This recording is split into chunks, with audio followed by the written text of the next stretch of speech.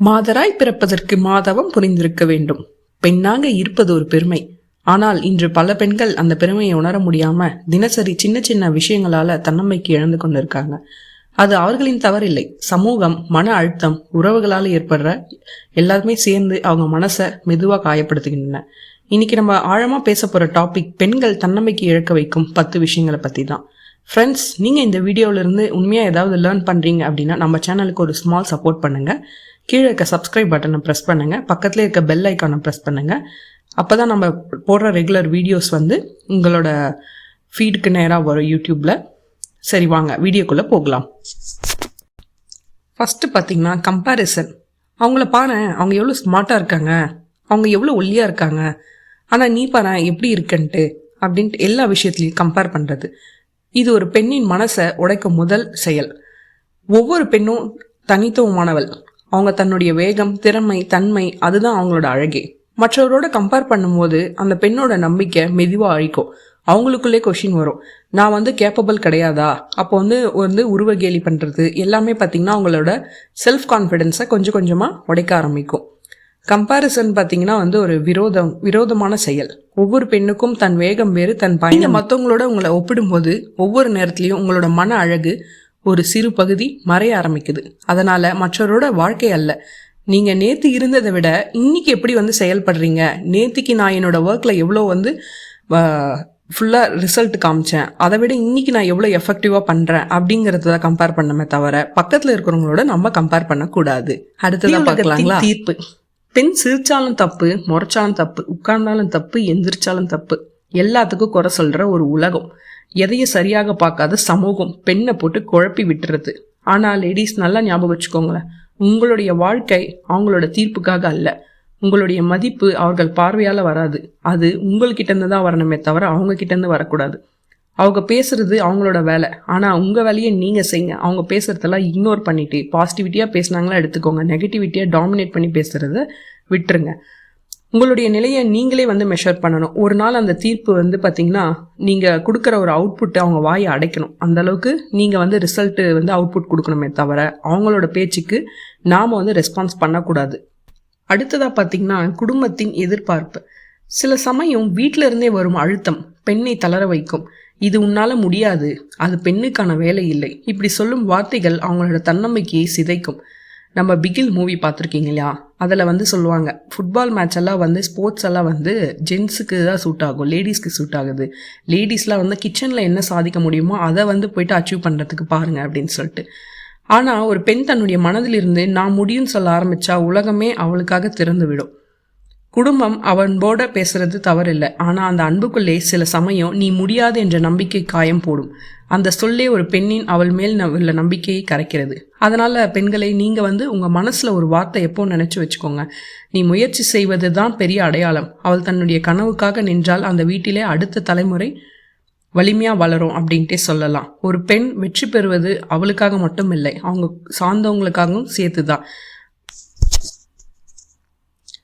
மௌனத்தின் சுமை.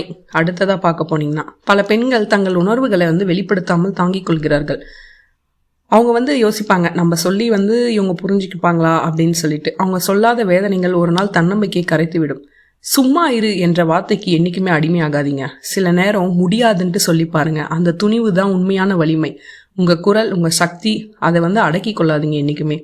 மௌனம் சில சமயம் அமைதியை தரும், ஆனால் சில சமயம் அந்த மௌனம் ஒரு சிறை போல மாறும். பெண் வெளிப்படுத்த முடியாத உணர்வுகள் அவங்களோட உள்ளத்தை காயப்படுத்தும் கத்திகளாக மாறிவிடும். அவங்க நான் சொல்லிட்டா யாராவது புரிஞ்சுக்குவா போகிறாங்க அப்படின்ட்டு அமைதியாக இருந்துருவாங்க. அந்த மாதிரியான ஒரு பேஷன்ஸ், அந்த தாங்குற சக்தி மெதுவாக அவங்களோட நம்பிக்கையை கரைத்து விடுதுன்னே சொல்லலாம். ஒரு பெண் பேசாத போது உலகம் அவளை அமைதியாக இருக்கிறாள் என்று நினைக்கலாம், ஆனால் உண்மையில அவங்க தாங்கி கொண்டு இருக்கும் ஒருவர்.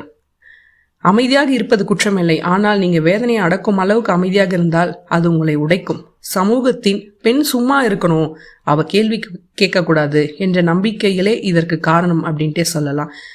பெண்ணுனாலே வாயை திறந்து பேசக்கூடாது அப்படின்னு சொல்லிட்டு வழி வழியாக வந்தது இன்றைக்குமே சில இடத்துல ஃபாலோ பண்ணுறத பார்க்கலாம்.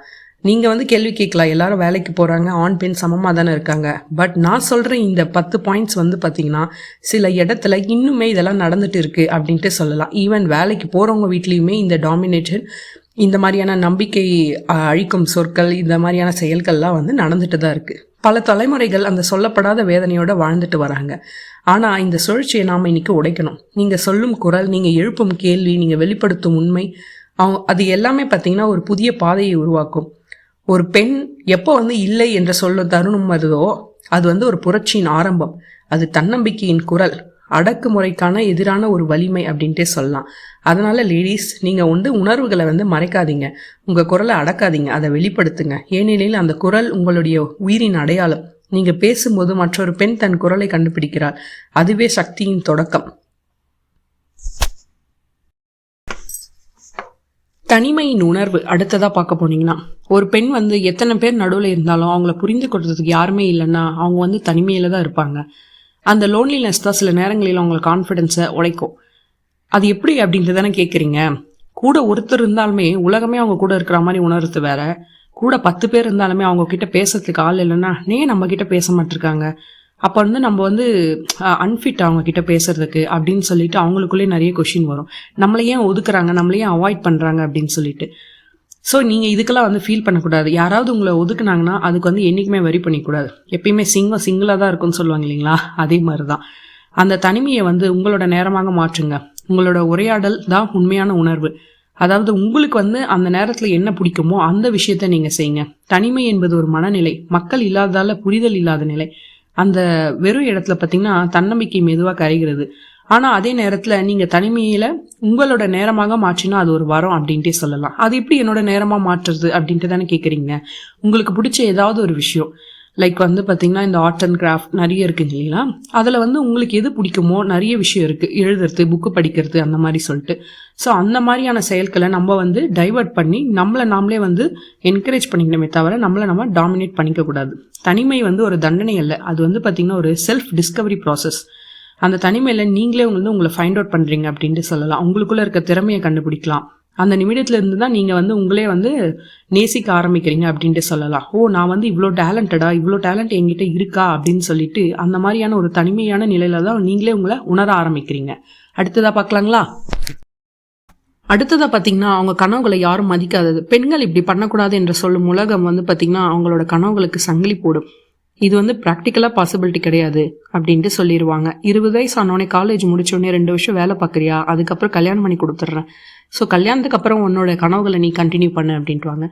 இங்கேயே வந்து நம்மளால் அச்சீவ் பண்ண முடியல அப்படின்னு இருக்கும்போது கல்யாணத்துக்கு அப்புறம் ஹவுஸ் ரெஸ்பான்சிபிலிட்டிஸ், அதை பார்த்துக்கிறது, குழந்தைங்களை பார்த்துக்கிறதோட சரி நம்மளோட கனவு வந்து முடங்கி போயிடும். இன்னைக்கு எத்தனை பேர் வந்து படித்த படிப்புக்கோ பார்க்குற வேலைக்கோ சம்மந்தமே இல்லாமல் இருக்காங்க அப்படின்னு சர்வே எடுத்திங்கன்னா 70% இல்லை 80%க்கு மேலே வந்து லேடிஸ் வந்து அவங்களுக்கு வந்து சம்மந்தமே இல்லாத ஒரு ஃபீல்டில் தான் ஒர்க் பண்ணுறாங்க அப்படின்ட்டு நம்ம சொல்லலாம்.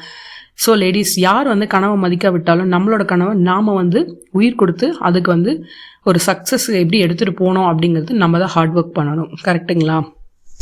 அடுத்ததாக பார்த்தீங்கன்னா, வேலை மற்றும் குடும்ப சமநிலை அழுத்தம். பல பெண்கள் தங்கள் வேலை, குடும்பம், குழந்தைகள் எல்லாத்தையும் பர்ஃபெக்டாக ஹேண்டில் பண்ணணும்னு நினைக்கிறாங்க. ஆனால் பர்ஃபெக்டான பெண் என்பதே இங்கே இல்லை. பர்ஃபெக்டான பர்சன்ஸ் அப்படிங்கிறது இங்கே கிடையாது. உங்கள் சிறிய முயற்சிகளே பெரிய வெற்றிகளுக்கான பாதை. சில நேரம் ரெஸ்ட் எடுத்தாலும் அது தோல்வி இல்லை, ரீசார்ஜ் தான். இந்த சமூகத்தில் சூப்பர் உமன் என்ற வார்த்தை அழகாக கேட்குது, ஆனால் அது ஒரு பெரிய அழுத்தமாக மாறிவிட்டது. அவளை காலை எழுந்ததும் இரவு உறங்கும் வரை 10 வேடங்களில் ஓடுறாள். அம்மா, மனைவி, ஊழியர், தோழி, மகள். அந்த ஓட்டத்தில் அவள் தன்னை மறந்துகிறாள். அது தன்னம்பிக்கையை காயப்படுத்தும் நிமிடமாகும். நல்லா நினச்சிக்கோங்க, நீயும் ஓய்வெடுக்க உரிமை கொண்டவள். சில நேரம் நிறுத்திவிட்டு நல்லா ரெஸ்ட் எடுங்க. அந்த ஓய்வு தான் உங்களை மீண்டும் வலிமை தரும். நீங்கள் பர்ஃபெக்டாக இருக்க வேண்டிய அவசியம் இல்லை. நீங்கள் உங்களுடைய சிறந்த முயற்சி செய்தால் போதும். அது ஒரு உண்மையான நினைவில் வச்சுக்கணும். ஆக்சுவலாக ரெஸ்ட் எடுக்கிற உமன் வந்து பார்த்தீங்கன்னா ரெஸ்ட் எடுக்கிறாங்கிற அர்த்தம் கிடையாது, ரீசார்ஜ் பண்ண உமன் அப்படின்ட்டு சொல்லலாம். அது தோல்வி அல்ல, அது வலிமை. இந்த வீடியோ உங்கள் மனசை தொட்டிருந்தா ஒரு சிறிய சப்ஸ்கிரைப் பண்ணுங்க. அது ஒரு கிளிக் தான், ஆனால் அந்த கிளிக் எனக்கு ஒரு பெரிய உற்சாகம். ஒவ்வொரு வாரமும் பெண்களுக்கான வலிமை தரும் கதைகளும் உண்மைகளும் இங்கே உங்களுக்காக காத்திருக்குது. இந்த வீடியோ உங்களுக்கு பிடிச்சிருந்தா லைக் பண்ணுங்க, ஷேர் பண்ணுங்க, சப்ஸ்கிரைப் பண்ணுங்க. தேங்க்ஸ் ஃபார் வாட்சிங்.